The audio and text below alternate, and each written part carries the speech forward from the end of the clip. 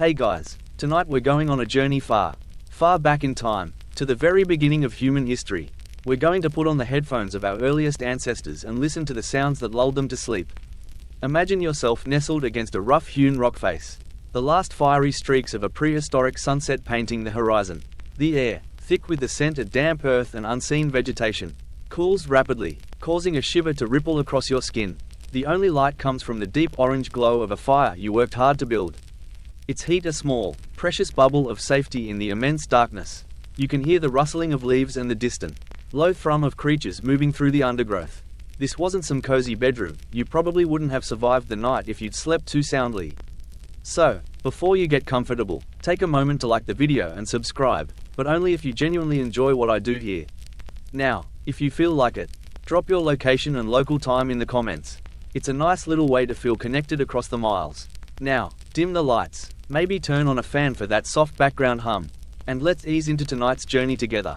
You're huddled here, listening. The first thing you notice is the sheer, unadulterated volume of the natural world. No cars, no sirens, just the whisper of the wind, the creak of branches, and the chirping of insects, a constant, rhythmic hum that's so much a part of the environment it becomes almost invisible. You feel the deep bass rumble of an animal's footfalls far off in the distance. A sound that would send a jolt of terror through you if it were closer. But from this distance, it's just a low, vibrating thrum that feels almost grounding. The crackle and pop of the fire, right beside you, becomes the main event, a hypnotic, ever-changing melody. Little sparks, like tiny stars, launch themselves upward before winking out, and you find yourself tracing their brief flight with your eyes. This isn't a passive experience. Your senses are on high alert even as your body tries to relax. Your ears are constantly scanning for any deviation in the pattern, the snap of a twig that shouldn't be there. The sudden, abrupt silence of the crickets. This is the difference between ancient sleep and modern sleep. Modern sleep is about blocking out sound. Ancient sleep was about understanding it. The familiar sounds were a lullaby. The unfamiliar ones, a warning. And yet, this constant, almost subliminal monitoring of your surroundings becomes a kind of meditative state. The repetitive sounds of the night, the sifting of sand in the wind, the soft lapping of water somewhere nearby, they become anchors for your consciousness, allowing your mind to drift while your body stays rooted in a heightened state of awareness. Historians still argue whether our ancestors practiced what we would call deep sleep in the same way we do. Was their sleep more fragmented, a series of short naps punctuated by brief awakenings to check for threats? The evidence is a little thin, but the idea makes a lot of sense. You're not going to stay in a deep REM sleep state when a saber-toothed tiger could be sniffing around your campfire. So your sleep, though restful, is a kind of gentle, undulating trance. You drift, you wake, you listen, you drift again. It's a bit like taking a cat nap on a bus, where you're never fully unconscious, just in a state of semi-rest, right? But the constant, organic noise of the world is what makes it possible to relax at all. Think of it as a natural white noise machine, but instead of a sterile electronic hum, it's the rich, layered symphony of the wild. It's the world's most complicated and least user-friendly soundscape. No volume knob, no skip track button. You get what you get, and you learn to love it. Or, well, you learn to survive it. And for tonight, you're just listening. You're just a small, warm spot in the vast, sleeping landscape, and the sounds of the very first nights are washing over you. The night deepens, and the fire is no longer just a source of warmth and light. It has become a character in the story of your sleep. You've noticed how the light dances on the rough surfaces of the cave wall, or the trees nearby. Every flickering flame casts a shadow, an elongated, shifting caricature of a rock or a log. These shadows become a kind of entertainment, a silent, surreal movie playing out for an audience of one. The hypnotic quality of the flames is a powerful lure, drawing your gaze in, calming the frantic part of your mind that is still on high alert. You stare into the embers and feel the day's anxieties begin to soften and smolder away. This isn't just your imagination. The mesmerizing, repetitive motion of fire is a known form of sensory stimulation that can induce a state of relaxation. Our ancestors, lacking the gentle glow of a bedside lamp or the flickering images on a phone screen, had this natural light show to lull them into a calmer state. The firelight becomes a gentle metronome for your thoughts, slowing them down, making them less urgent. It's a very low-tech version of a lava lamp, if you think about it, but with much higher stakes. I mean, if the lava lamp went out, you'd just be in the dark. If this fire goes out, you've got bigger problems than finding your way to the bathroom. You also feel the warmth of the fire, not just on your skin, but deep in your bones. This warmth is the great equalizer. The thing that makes the cold, dark night survivable. The consistent, radiating heat creates a little island of comfort. A safe zone where you can finally let your muscles tense and your body settle.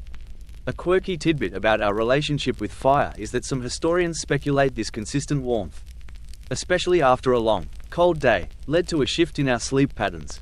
We no longer had to sleep with one eye open and one foot in a sprint position. The fire gave us the luxury of a more sedentary, and therefore deeper, sleep. It became the ultimate security blanket. And the sounds it made, the low, constant crackle and sizzle, became the soundtrack to a new, more peaceful kind of rest. It was the original fireside chat, a pre-sleep routine of sorts, where the only thing being said was the quiet story of the burning wood. Historians still argue whether the discovery of fire was a more significant turning point for sleep than, say, the invention of the mattress. I'd lean towards fire. Personally, you can sleep on the ground just fine, but sleeping on the ground in the pitch black of a hostile forest? Not so much. The fire gave our ancestors a sense of control over their environment, a psychological shift that made true rest possible. It also kept away predators, which is a pretty big bonus if you're trying to catch some Zeds. That gentle, low rumble of the flames and the hiss of sap boiling within the wood becomes an integral part of your night. A soothing sound that says, "All is well here, you are safe," and in a world where nothing was certain, a sound that promises safety is the most comforting lullaby of all. You feel your eyelids growing heavy, and the hypnotic dance of the fire is the last thing you see before the world goes dark. You're waking up, not to the shriek of an alarm clock, but to the soft, sibilant sound of a river nearby. The river, which you found and followed yesterday, is a constant companion now. It was your source of water and, just as importantly, a constant source of sound. Its presence is a gentle, rhythmic pulse that defines the very geography of your life. During the day, it's a bustling thoroughfare for animals and a provider of food. But at night, it's a different character entirely. It's a low, whispering voice, a persistent susurrus that speaks a language of peace. The sounds of water are ancient, and they're woven into the very fabric of our being. Think about the sound of rain on a roof or the gentle wash of waves on a beach. It's no coincidence that we find these sounds so calming. They are a kind of sonic memory, a callback to the repetitive, predictable, and life-giving presence of water. The river right outside your temporary shelter is a masterclass in this kind of sonic therapy. You can hear the light lapping against the stones on the bank. A soft, percussive beat that never stops. Every now and then, there's a deeper, more resonant gurgle as the water swirls around a larger rock, creating a momentary change in the melody before it settles back into its rhythm. This sound is an anchor. It's a constant against the chaotic randomness of the wild night. Unlike the fire, which can spark and crackle with unpredictable gusto, the river is a steady, almost monotonous presence. A quirky tidbit is that some researchers believe this repetitive, flowing sound mimics the white noise of the womb, creating a primal sense of safety and comfort.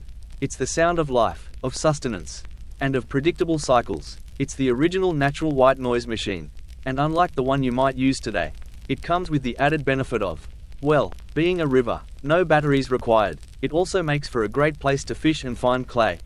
So a win-win, really. You can almost feel the water pulling your thoughts downstream, washing away the anxieties of the day. Historians still argue whether our ancestors' choice to settle near water was more about practical needs like drinking and hunting, or about the psychological comfort that its presence provided. It was almost certainly a combination of both. But the effect on sleep must have been profound. To be able to close your eyes and listen to a sound that you know will still be there, unchanged, when you wake up, that's a luxury you can't overstate.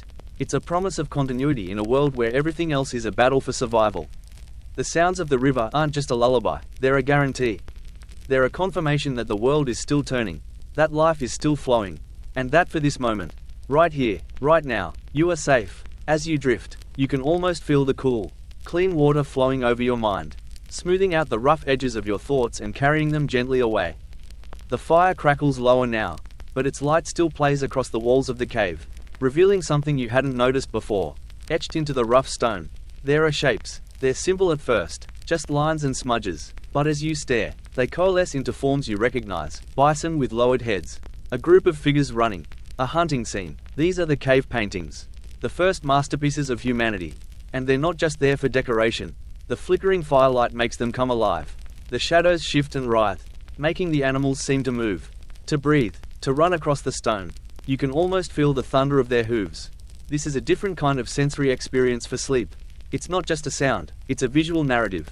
As your eyelids grow heavy, you watch this story unfold. It's a low-budget, silent film from the dawn of time, and you're the only one in the audience. The images on the wall become a kind of visual ASMR. A hypnotic, repeating pattern that your brain can latch onto. The shifting shadows create a sense of depth and motion, tricking your mind into a relaxed, almost dreamlike state before you even close your eyes. It's a very natural way to process the day, to review the hunt, to reconnect with the symbols and stories that define your community. A mainstream historical fact is that many cave paintings are found in deep, dark parts of caves, far from the entrance. This suggests they weren't just for daily viewing, but for specific, perhaps ritualistic, purposes. Maybe they were part of a ceremony to ensure a good hunt. Or maybe they were a way of connecting with the spiritual world. A sacred space where the line between waking and sleeping, between the real and the imagined, was blurred. A quirky tidbit is that some of these paintings were made with materials like ochre and charcoal mixed with animal fat. It's not just a historical fact, it's a sensory one. The air would have been thick with the scent of these materials. A unique aroma that would have been a part of the nocturnal experience. That smell, combined with the flickering visuals, would have created a multi-sensory environment for rest. Historians still argue whether the purpose of these paintings was purely symbolic, a form of historical record, or if they were a kind of magical tool, used to influence reality itself. I'd lean toward all of the above. Honestly, they were probably a way to tell stories, to remember, and to dream. As you watch the last embers of the fire cast long, dancing shadows of a painted mammoth on the wall, you feel a connection to something ancient and profound. It's a feeling of being part of a larger story, one that stretches back for millennia. The silent shapes on the wall and their flickering shadows are the last things you see before you drift off into your own dreams. A little piece of the ancient world carried with you into the darkness. You're no longer in the cave. The tribe has moved, following the herds, and you find yourself lying on a rise overlooking a wide, open plain. There's no fire tonight, it would give your position away. Instead, you're nestled in a small hollow, a blanket of woven reeds and hides pulled up to your chin. The air is still, and for the first time in a long time, the only light comes from above. The night sky is a breathtaking canopy of stars, a dense, shimmering tapestry of pinpricks of light that feels so close you could reach up and touch them. This is a different kind of ancient ASMR. It's the ASMR of vastness, of cosmic scale. There is no fire crackle, no river babble, just the immense, silent presence of the universe.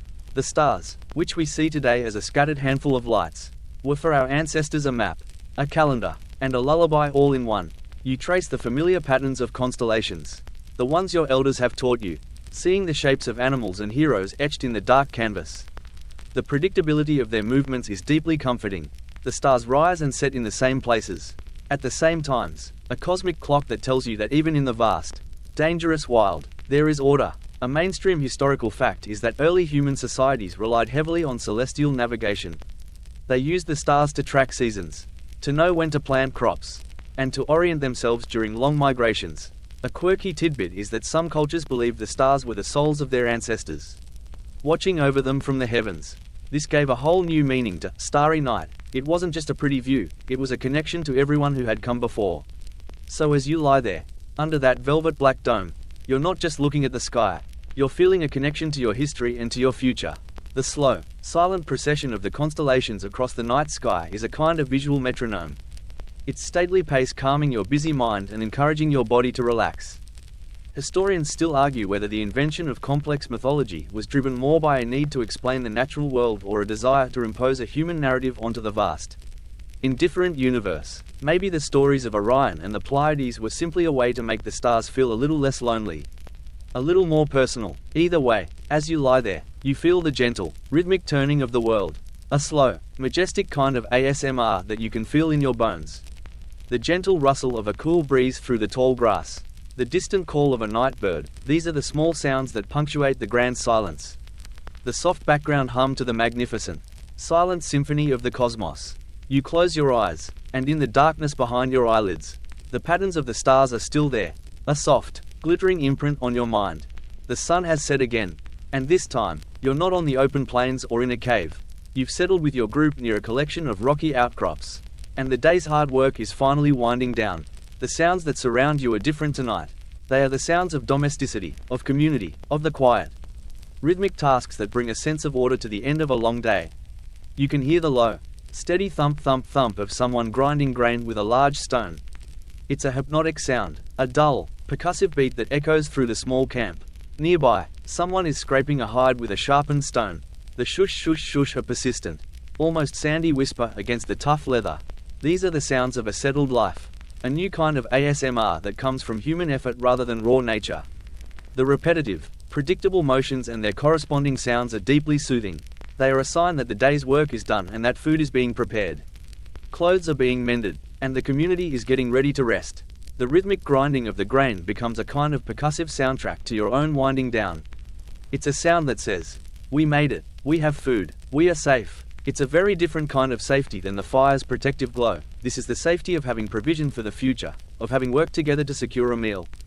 A mainstream historical fact is that the development of stone tools, especially those for grinding and scraping, marked a significant shift in human history, allowing for more efficient food preparation and the creation of more complex items. A quirky tidbit is that the specific sound of grinding grain could also be a social cue. The speed and rhythm might have communicated how tired the person was, or how much work was left to do. It was an auditory form of communication, a quiet, unspoken language of labor. Think of it as the original podcast. But instead of someone talking about historical trivia, it was the sound of dinner being made. Historians still argue whether the development of these tools and the shift to a more sedentary lifestyle created a new kind of sleep entirely. Did the predictable sounds of a settled community allow for even deeper, more uninterrupted sleep than the unpredictable sounds of the wild? It's a compelling idea. As you listen to the steady, reassuring sounds of the camp, you feel a deep sense of belonging. The scraping and the grinding and the low murmur of voices are not just noise, they are a symphony of survival.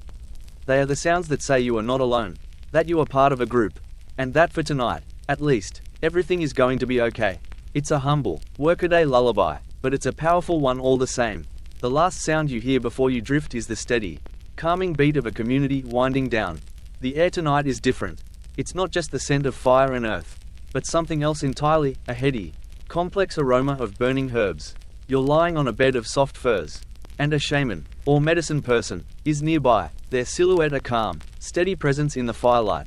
This isn't a night of simple, natural rest. This is a night of deliberate, guided slumber. The shaman holds a gourd rattle, and the sound is a soft, rhythmic shik shik shik, a gentle, percussive whisper that seems to vibrate through the very air. This is the dawn of ritualistic ASMR, a purposeful manipulation of sound and scent to induce a particular state of mind.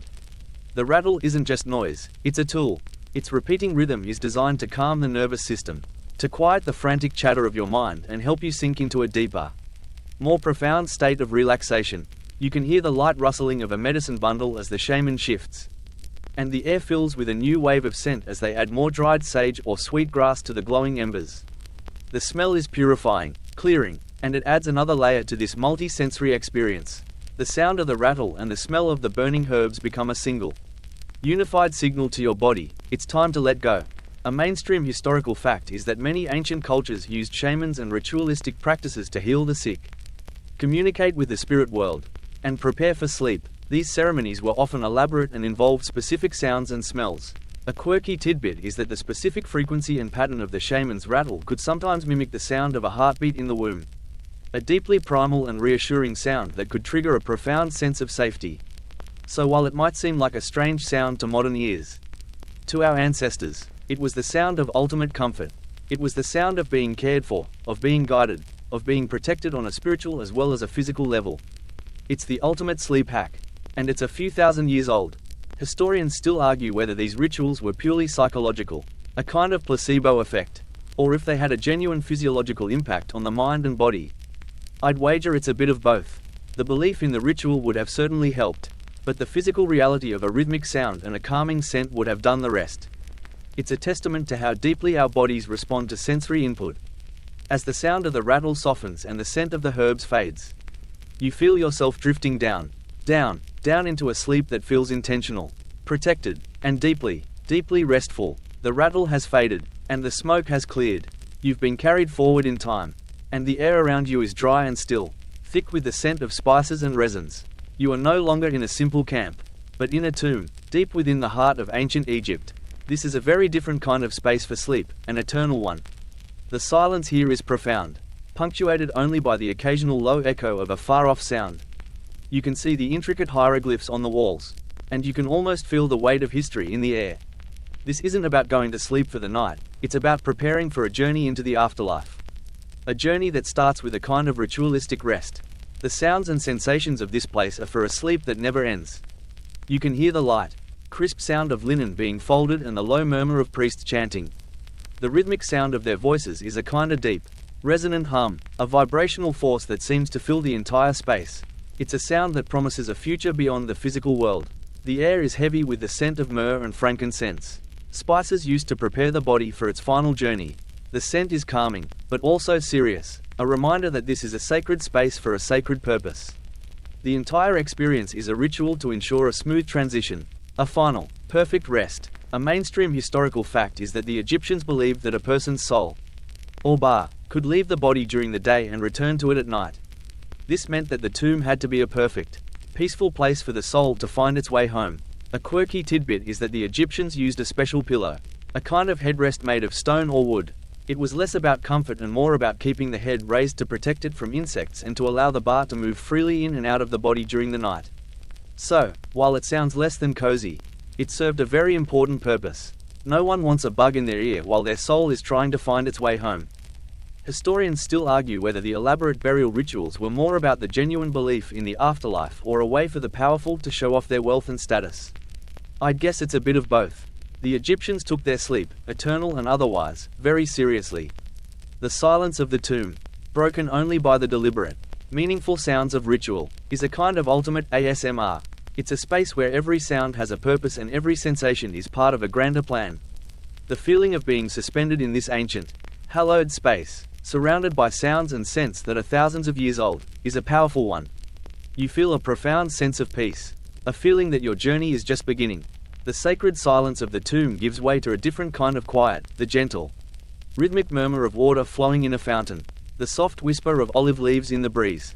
You are in a garden in ancient Greece, a space dedicated to philosophy, contemplation, and rest. This is a deliberate, cultivated environment for sleep, a far cry from the wild nights of our earliest ancestors.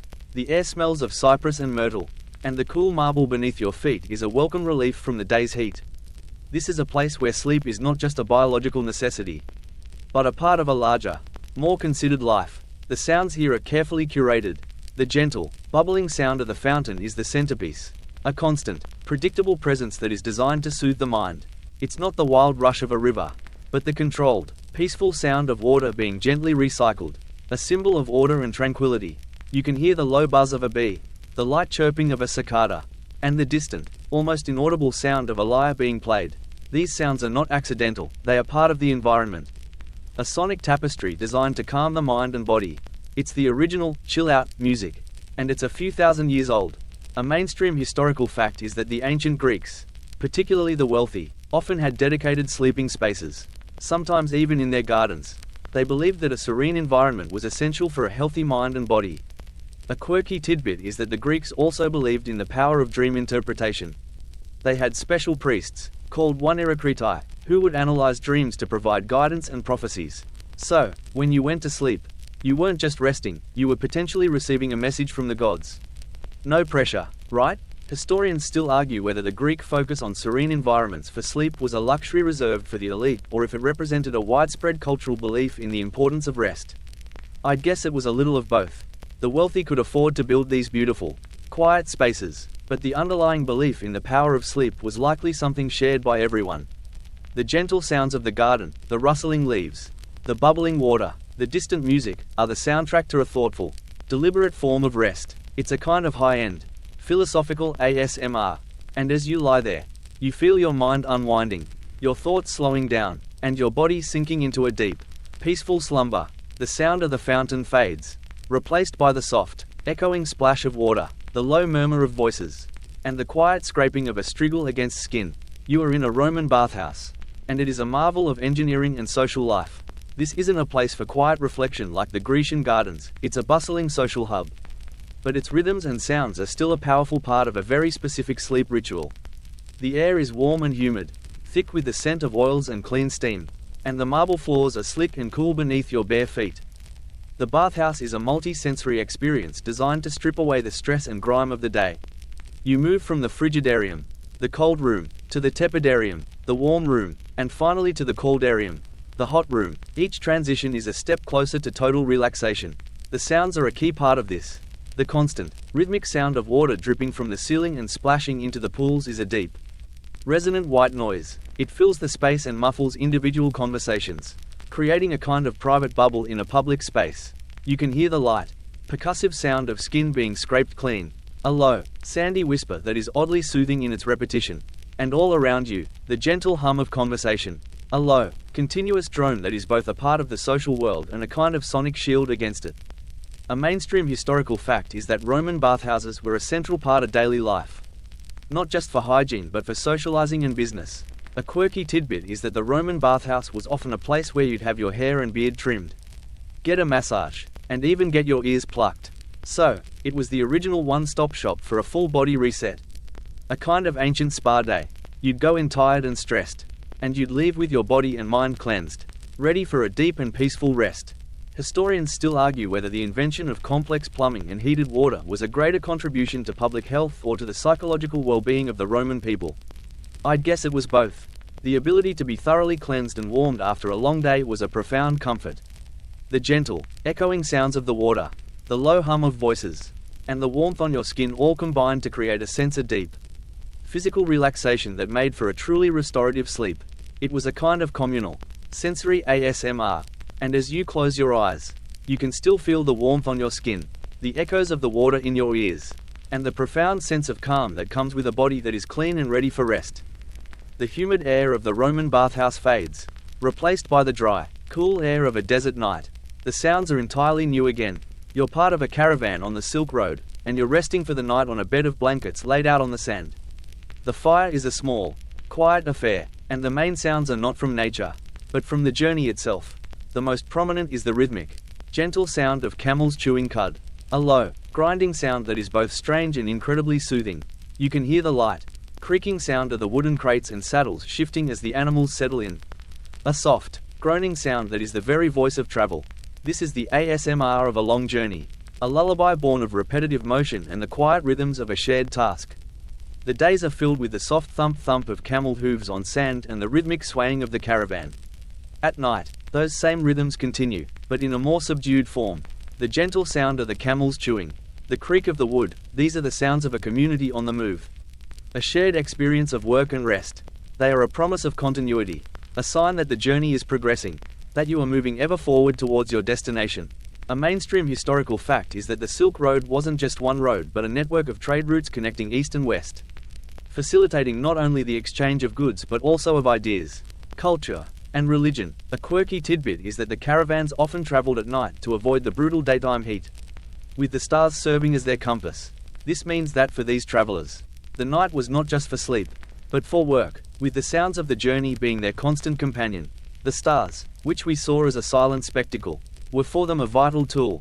Historians still argue whether the prolonged exposure to the rhythmic sounds of travel had a significant impact on the mental states of the merchants. Did the constant, gentle swaying and the low-frequency sounds induce a kind of perpetual, meditative calm? It's a compelling idea. The caravan's rhythms become a part of you. The sound of the camels chewing is like a quiet metronome for your thoughts, a beat that helps you to slow down and sink into a deep, dreamless sleep. It's a humble, workaday lullaby, but it's a powerful one all the same. It's the sound of progress, of trade, and of human connection, all wrapped up in a quiet, nocturnal symphony. You close your eyes, and in your dreams, you are still moving forward. On the long, quiet road, the creak of the caravan wagons has faded, replaced by the deep, resonant thump-thump of a roaring fire in a longhouse. The air is thick with the scent of wood smoke, roasted meat, and the earthy aroma of damp furs and soil. You are in a Viking settlement, and the night is not about quiet reflection, but about the shared warmth and community of the hearth. This is a place where sleep is a communal act, and the sounds that lull you to rest are the sounds of storytelling, laughter, and a low, continuous rumble of shared humanity. The main sound here is the low, powerful voice of a storyteller, an elder recounting the sagas of the gods and the heroes. Their voice is not loud, but it carries a low, melodic drone that fills the entire space. It rises and falls with the drama of the tale, a kind of ancient audiobook that is a central part of the nightly ritual. You can hear the light rustling of furs as people shift to get comfortable, the quiet clatter of a wooden bowl, and the occasional burst of low laughter from across the room. These sounds are a symphony of social connection, a reminder that you are part of a tribe, a family, a community that is safe and warm. A mainstream historical fact is that Viking longhouses were large, communal spaces where families, and sometimes even their livestock, lived together. The central hearth was the heart of the home, providing light, warmth, and a focal point for social gatherings. A quirky tidbit is that the Vikings believed in a kind of spiritual sleep, a state of being where a person's soul could wander and interact with the world of the spirits. This meant that storytelling wasn't just entertainment, it was a way to prepare the mind for a journey into another realm. No pressure, right? You're not just listening to a story, you're setting the stage for a spiritual adventure. Historians still argue whether the Vikings' use of storytelling was more about preserving history or about strengthening social bonds and community identity. I'd guess it was both. The sagas were a way to pass on knowledge, to honor the past, and to remind everyone in the longhouse that they were connected by a shared history. The low rumble of the storyteller's voice, the crackle of the fire, the rustle of furs, these are the sounds of a community at rest. They are a kind of deep, resonant ASMR, a lullaby of belonging. You close your eyes, and in your dreams, you can still hear the echo of the storyteller's voice, weaving a tapestry of gods and heroes that is as old as the world itself. The roar of the Viking longhouse fire has softened, replaced by a deep, almost holy silence. The air is cool and still, and you are lying on a simple straw-filled mattress in a small, stone-walled cell. The only sound is the light, distant echo of a choir chanting plainsong in the chapel. You are in a medieval monastery. And here, sleep is a deeply structured, orderly affair. This is not the wild sleep of the open plains or the communal rest of the longhouse. This is a sleep governed by routine, by faith, and by a profound sense of quiet. The silence is the most powerful sound here.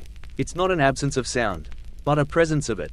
It's a hushed, contemplative quiet that seems to absorb all noise, leaving only the essentials. The distant chanting is a constant, steady presence, a low, melodic drone that seems to vibrate through the very walls. It's not meant to be entertaining, but to be prayerful, and its rhythmic repetition is deeply calming. You can hear the light rustling of your rough wool blanket and the faint sound of a bell ringing in the distance, a sound that marks the passage of time and the rhythm of the monastic day. These sounds are not random, they are part of a larger order, a quiet symphony of faith and discipline. A mainstream historical fact is that monastic life was structured around a strict schedule of prayer, work, and rest, with bells marking the different hours of the day and night. This created a profound sense of order and predictability, which would have been a powerful antidote to the chaos and uncertainty of the outside world. A quirky tidbit is that the monks often slept on hard beds with simple mattresses, not for penance, but to ensure they could be easily woken for their night prayers. So, while it wasn't the coziest sleep, it was a deeply meaningful one. You're not just sleeping, you're staying alert, ready to serve. Historians still argue whether the monastic focus on order and quiet was a form of spiritual discipline or a kind of early psychological therapy, a way to use routine and silence to calm the mind and soothe the soul. I'd guess it was both. The profound sense of order and the peaceful, repetitive sounds would have been incredibly grounding. The distant chant, the bell, the hum of silence, these are the sounds of a mind at rest, a soul at peace. They are a kind of religious ASMR, and as you close your eyes, you feel a sense of profound calm, a feeling that your body and mind are in perfect alignment with the quiet, unyielding rhythm of the universe. The quiet of the monastery is replaced by a richer, more complex soundscape. You are no longer on a simple mattress, but on a soft, feather-stuffed bed in a candlelit room. The air is no longer still, but is filled with the sweet, delicate sound of a lute, played by a musician just outside your door. You are in the Renaissance, and here, sleep is a deliberate, aesthetic experience. It is not just about rest, but about cultivating a beautiful and peaceful mind before slumber. The sounds are carefully chosen to be both beautiful and calming. The gentle plucking of the lute strings, the delicate melody that floats on the air, it's a sound that is both intricate and simple, a kind of sophisticated lullaby. You can hear the low, flickering sound of the candles on your bedside table and the soft rustle of silk as you shift on your bed. The entire room is designed to be a sensory feast, a space where art and comfort combine to create a perfect environment for rest. The paintings on the walls, the intricate tapestries, the delicate scent of dried lavender, these are all part of a ritual of winding down, a deliberate effort to fill the mind with beauty before it drifts off into dreams. A mainstream historical fact is that the Renaissance saw a flowering of art and music, and a new appreciation for the individual. This meant that the wealthy began to commission art and music specifically for their private spaces. including their bedrooms. A quirky tidbit is that people often had personal music boxes, or small, portable instruments that they would play themselves before bed. This was a way of not just listening to music, but of creating it, of engaging in a personal, creative act to calm the mind. It's the ultimate form of self-care. Historians still argue whether the Renaissance focus on beauty and comfort was a genuine sign of a more refined sensibility, or if it was simply a way for the wealthy to display their status and wealth. I'd guess it was a little of both. The desire for a beautiful, peaceful environment for rest is a human one, and the Renaissance gave people the means to make that a reality. The gentle sounds of the lute, the flickering candlelight, the rustle of silk, these are the sounds of a mind being serenaded to sleep. A kind of artistic ASMR. As you close your eyes, the last sound you hear is the soft, delicate note of a lute string, a perfect end to a day and a perfect beginning to a night of dreams. The delicate notes of the lute fade, replaced by a softer, more familiar hum. It's the hum of a fan, the low thrum of a distant air conditioner, the soft purr of a computer in the next room. You're back, in your own bed, in your own time, but you carry with you the echoes of a journey through history. You've heard the sounds of the very first nights, the crackle of a fire, the rhythmic wash of a river, the vast, silent symphony of the stars. You've felt the comfort of a settled community, the spiritual calm of a monastic chant, the aesthetic beauty of a Renaissance lullaby. The sounds of the modern world are different, but the need for them is the same. We still seek out rhythmic, repetitive sounds to lull us to sleep. We turn on white noise machines that mimic the sound of rain or ocean waves, sounds that our ancestors knew intimately. We play ambient music that is designed to be gentle and unobtrusive. A modern-day lute for the restless mind. We dim our lights and watch flickering screens. A modern-day version of staring into a fire, letting the moving images calm our busy thoughts. We've come full circle, but we've brought our history with us. A mainstream historical fact is that white noise machines and ambient soundscapes are a multi-billion-dollar industry, a testament to our modern struggle to find peace in a noisy world. A quirky tidbit is that some of the most popular white noise apps offer sounds that are thousands of years old: the crackle of a fire, the gentle lapping of waves, the distant sound of a thunderstorm. So, while our technology is new, the sounds we seek out are ancient. We're still trying to listen to the same lullabies that lulled our ancestors to sleep. Historians still argue whether the modern world is more or less peaceful than the ancient one. While we may not have to worry about a saber-toothed tiger, we have our own anxieties, our own loud, chaotic world to contend with. The need for a peaceful, predictable soundscape is as strong now as it was then. As you lie here, you can choose your sound. You can turn on the fan, put on a playlist of rain, or just let the gentle hum of your own home fill the air. The choice is yours, but the instinct to find a calming rhythm is one we share with everyone who has come before us. Now, as the last of the images and sounds from our journey begin to fade, let your mind settle. The long journey through time is over, but the journey into sleep is just beginning. Let the quiet hum of your own space be your guide. The world is winding down, just as it has for millennia. You're part of a long, long history of people lying down, closing their eyes, and finding rest in the darkness. Feel the weight of that history, and let it ground you. The sounds of our ancestors are in you, and in the quiet of your own room, you can hear them still. Let go of the day, let go of the anxieties, and let yourself sink deeper into the comfort of your own bed. The world is spinning, the stars are turning, and you are here, at peace. It's time to let go of the last thoughts, the final echoes of our journey. The screen is dimming, the light is fading, and the world outside is quieting. Your body is heavy, your breath is slow and deep. There's nothing left to do now but to rest. The stories are told, the sounds have faded, and the silence is a welcome blanket. Just breathe, and let yourself float down, down, down. It's a profound and ancient journey you take every night. It's a journey into yourself, into your own mind, and into the shared history of all humanity. You're safe, you're warm, and you are ready for sleep. Just let go. Good night.